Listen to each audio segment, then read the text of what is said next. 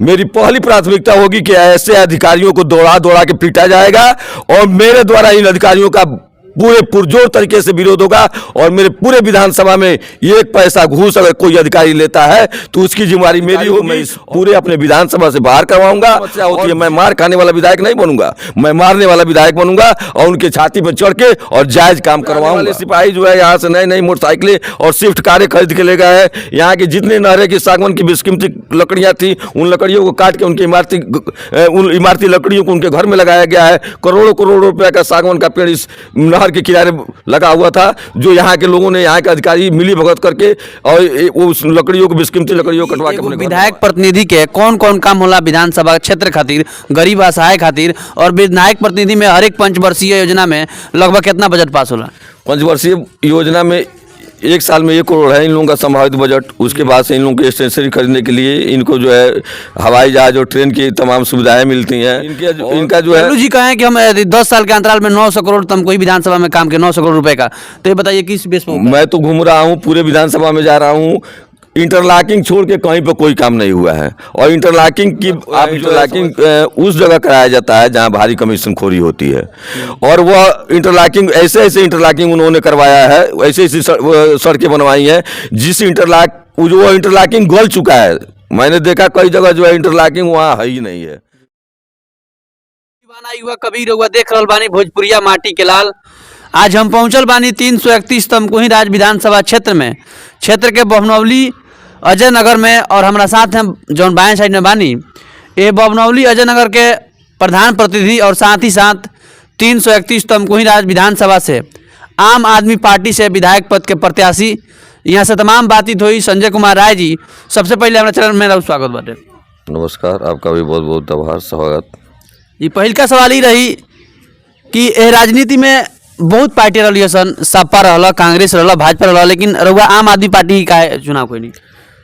मैं आम आदमी पार्टी का चुनाव इसलिए किया हूं कि दिल्ली के केजरीवाल साहब ने जो दिल्ली को दिल्ली बनाया है और दिल्ली का शिक्षा व्यवस्था, दिल्ली की पानी की व्यवस्था, दिल्ली की इलेक्ट्रिक व्यवस्था, जो नालियां हैं उनकी व्यवस्था, जो भी व्यवस्था है देश ही नहीं दुनिया में उस व्यवस्था पे काम हो रही है। और मैं चाहता हूं कि यहाँ हर बच्चे को प्राइवेट स्कूल नहीं, जिस तरह दिल्ली में सरकारी स्कूलें चल रही हैं उस तरह यहाँ के बच्चे जो है सरकारी स्कूल में पढ़ें, उच्च क्वालिटी की शिक्षा मिले उन्हें, और प्राइवेट स्कूलें बंद कर दी जाएँ और सरकारी स्कूल में ही सारे बच्चे अपना पढ़ाई करें। वहाँ के अध्यापक को दिल्ली मॉडल अध्यापक के तरह जो है ट्रेनिंग दिया जाए कि वह जो है एक उच्च कोटि की शिक्षा जो है, उस तरह की शिक्षा जो है यूपी में भी लागू हो सके। दूसरी बात यह कि यहाँ के गन्ना किसान जो है वो परेशान हैं। गन्ना किसानों की तमाम समस्या होती हैं और माननीय केजरीवाल साहब गन्ना किसानों के समस्या पर बहुत ही गंभीर रहते हैं और वह तमाम तरह की सुविधाएं जो है गन्ना किसानों के लिए चलाए हैं।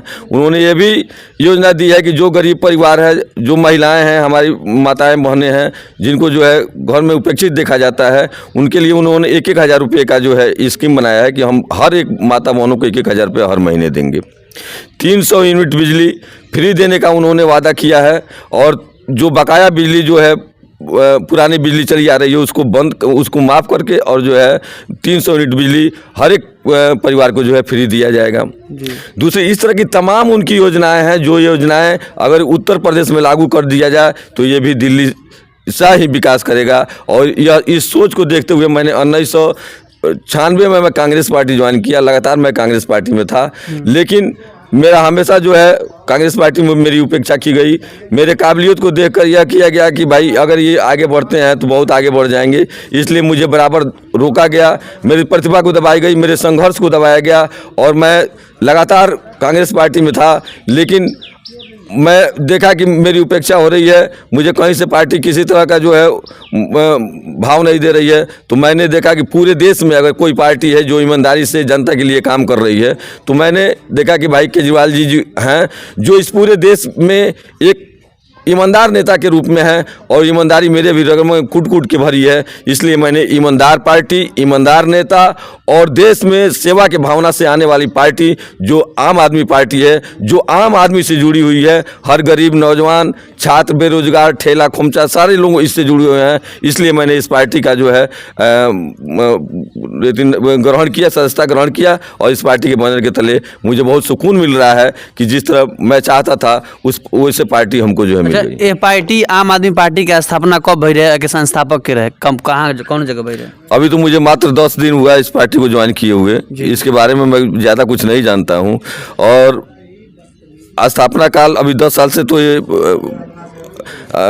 एथी में है, सरकार में है और अन्ना आंदोलन ही इस आम आदमी पार्टी का अन्ना आंदोलन से ही शुरुआत हुई थी और अन्ना आंदोलन में केजरीवाल जी ने बढ़ चढ़ के हिस्सा लिया था और उस आंदोलन के सफल होने के बाद केजरीवाल जी ने अपनी पार्टी की स्थापना की। अच्छा, का मुद्दा रही है 331 तम कोई विधानसभा में 2 बार विधायक जी रहनी, अब विकास रुआ सब देखते बानी, ये बेरी के मुद्दा रुआ कामना मुद्दा पर चुनाव? मेरा पहला मुद्दा प्राथमिकता के तौर पर दीरा बेल्ट में जो यूपी से बिहार तक 29 किलोमीटर का मेरा बॉर्डर एरिया है जी।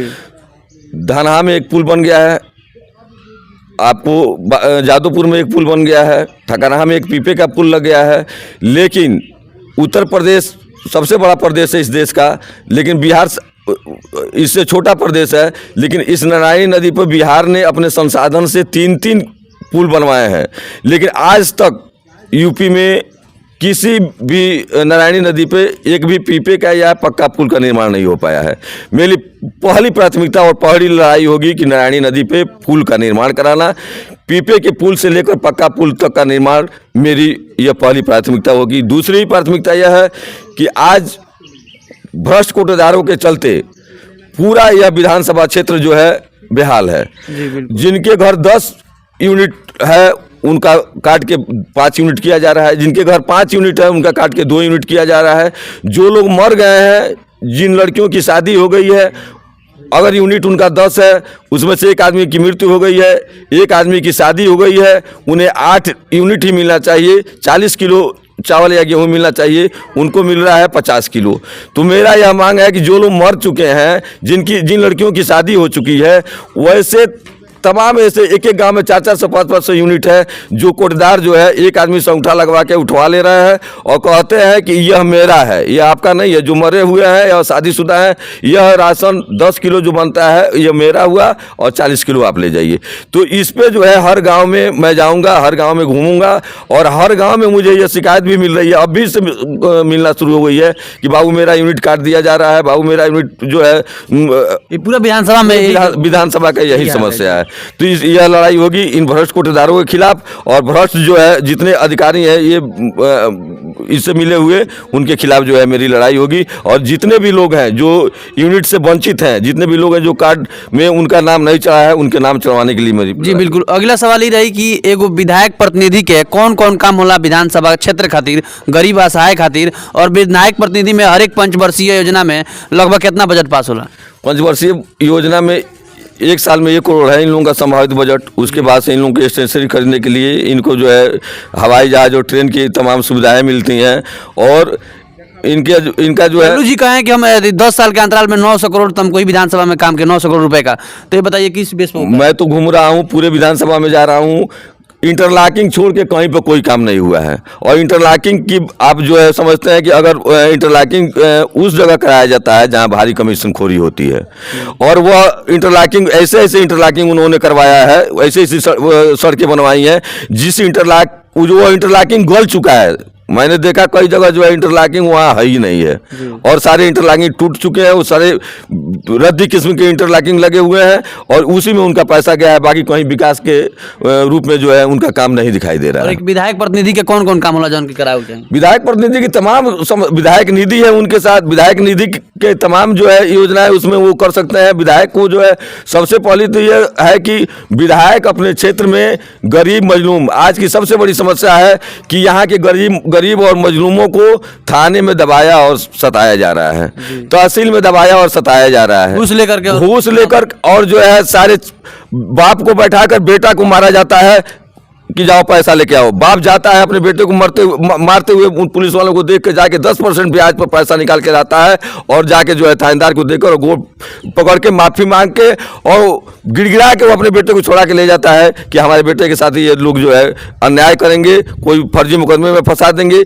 इस तरह की समस्या बनी हुई है। तहसील में बिना घूस का कोई काम नहीं हो रहा है। विधायक का पहला फर्ज बनता है कि थाने से लेकर तहसील तक इस भ्रष्टाचार के खिलाफ वो आवाज़ उठाए और आम गरीब आवाम जनता के साथ खड़ा रहे कि भाई मैं आ रहा हूँ, घूस मत देना, मैं विधायक हूँ, आ रहा हूँ, तुम अपनी समस्या बताओ, मेरे सामने कहो। मैं उस थानेदार से पूछता हूँ, मैं उस डीएम से पूछता हूँ, मैं उस लेखपाल से पूछता हूँ कि बताओ तुम्हें तनख्वाह मिलती है कि नहीं, तनख्वाह मिलती है तो किस लिए मिलती है, कि लोगों को सता के और दबा के और डरवा के उनसे पैसा लिया जाएगा इस विधानसभा। आम जनता का टैक्स के रूप में उन लोगों का पेमेंट होता है।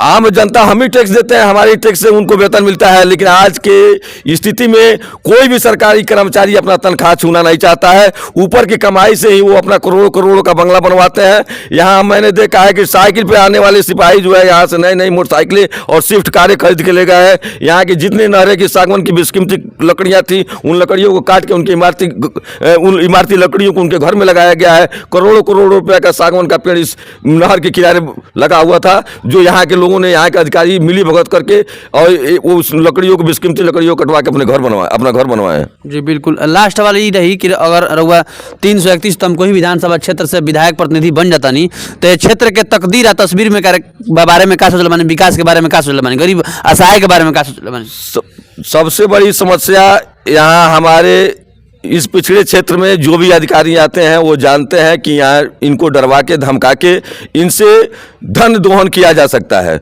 मेरी पहली प्राथमिकता होगी कि ऐसे अधिकारियों को दौड़ा दौड़ा के पीटा जाएगा और मेरे द्वारा इन अधिकारियों का पूरे पुरजोर तरीके से विरोध होगा और मेरे पूरे विधानसभा में एक पैसा घूस अगर कोई अधिकारी लेता है तो उसकी जिम्मेदारी मेरी होगी और उस अधिकारी को मैं इस पूरे अपने विधानसभा से बाहर करवाऊंगा। और जिस तरह की जो भी समस्या होती है, मैं मार खाने वाला विधायक नहीं बनूंगा, मैं मारने वाला विधायक बनूंगा और उनके छाती पर चढ़ के और जायज काम करवाऊंगा। जी बिल्कुल। हमारा साथ में रहनी है के संजय कुमार राय जी विधायक पद के प्रत्याशी बनी 331 तमकोही राज विधानसभा से, आम आदमी पार्टी से। यहाँ से तमाम बात विधानसभा चुनाव पर और यहाँ के चुनाव मैदान में भी आ चुकल बनी और चुनाव के डंका भी बाज चुकल बा। कैमरामैन के साथ दिलीप दीवाना युवा का भी धन्यवाद।